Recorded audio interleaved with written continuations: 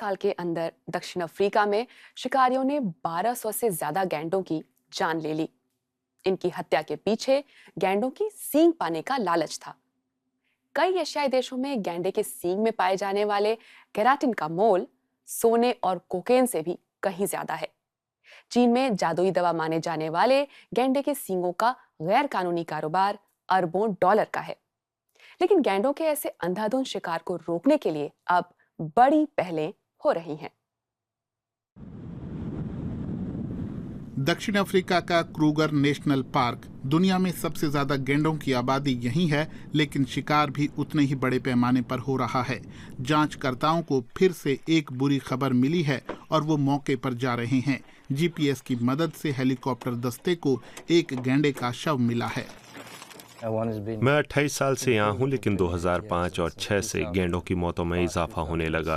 आप बाकी चीजों के आदी हो सकते हैं, लेकिन इन जानवरों की हत्या के आदी नहीं हो सकते।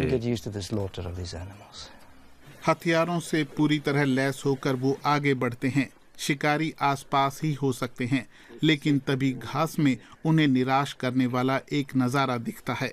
फ्रिक और उनके साथी घटनास्थल की बारीकी से जांच करते हैं।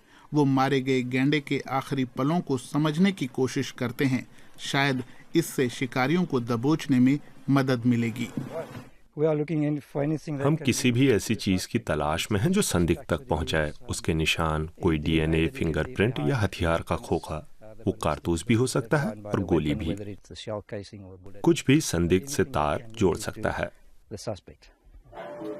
क्रूगर नेशनल पार्क में युद्ध जैसा माहौल है। पार्क में एक कमांड सेंटर है जहां से शिकारियों के खिलाफ कार्रवाई की प्लानिंग होती है। स्पेशल कंप्यूटर सिस्टम की मदद से हर घटना का वर्गीकरण किया जाता है।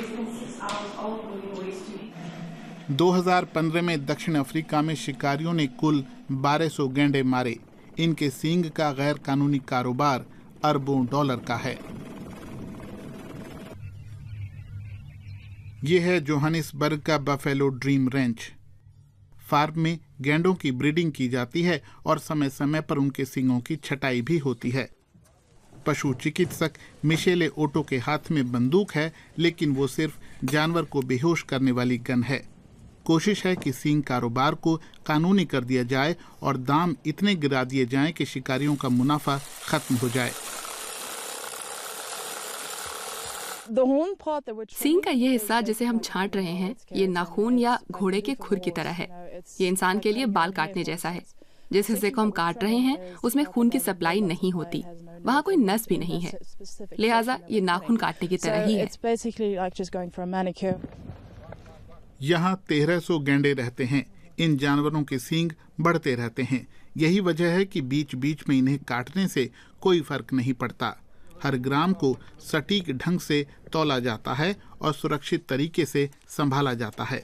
गेंडे के सींग में पाया जाने वाला केराटिन एशिया में सोने और कोकेन से भी महंगा बिकता है। चीन में इसे जादुई दवा कहा जाता है। यहाँ से हजारों किलोमीटर दूर अमेरिका के सैन फ्रांसिस्को शहर में गैंडों की हिफाजत करने के लिए एक दूसरी तैयारी हो रही है। केमिस्ट जॉर्ज बोनासी अपनी नई कंपनी की लैब में गैंडे की कृत्रिम सींग बना रहे हैं। एक दिन कृत्रिम सींगें इस तरह की दिखाई पड़ेंगी।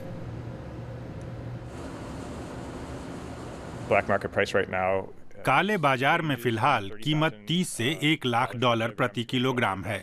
हम $7,000 प्रति किलो पर फोकस कर रहे हैं। ये दाम शिकारी और उनके नेटवर्क को दबाव में ले आएगा, क्योंकि उनके लिए पैसा कमाना और अधिकारियों को रिश्वत देना मुश्किल हो जाएगा। गैंडे की सींग में प्राकृतिक केराटिन होता है। जॉर्ज बोनासी कुछ खास तत्वों को मिलाकर एक घोल तैयार करते हैं। फॉर्मूला सीक्रेट है। तैयार किया गया घोल सूखकर सींग के चूरे जैसा हो जाता है। बायोटेक स्टार्टअप इसी पाउडर को बेचना चाहता है।